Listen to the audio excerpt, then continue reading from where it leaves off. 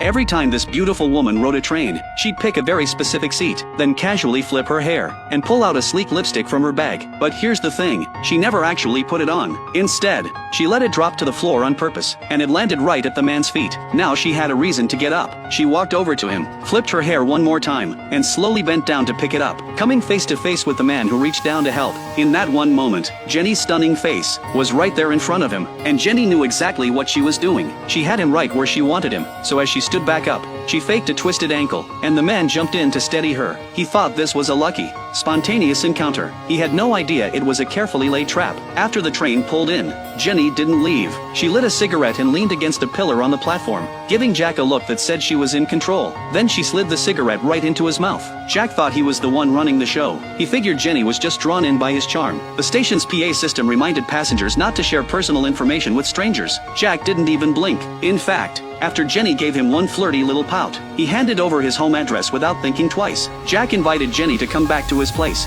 Jenny played it coy and turned him down, so Jack immediately switched gears and suggested a luxury hotel. He was done waiting. By the time the elevator doors closed, he'd completely lost his head. The moment Jack stepped into the shower, Jenny made her move. She slipped his house key out of his bag without making a sound, then stood by the window and waited. Within minutes, her partner rolled up on a motorcycle down below. She dropped the key and it landed right in the sand by the curb. He grabbed it and took off, but a missing key was a problem Jack would notice eventually. Jenny had to get it back before he did. She triggered the hotel's fire alarm. The front desk called and told them they needed to switch rooms immediately. And the whole time, Jack had absolutely no clue that Jenny was walking him deeper and deeper into her trap. As the two of them crossed through the lobby, her partner came walking toward them from the other direction. In one quick brush by, she grabbed the key from his hand. Then Jenny pretended to fix Jack's hair and slipped the original key back into his bag without him noticing. The whole thing took just a few seconds. Jack didn't catch a thing. Once they reached the new hotel entrance, Jenny said she was stepping out to grab a pack of cigarettes and told Jack to wait for her by the elevator.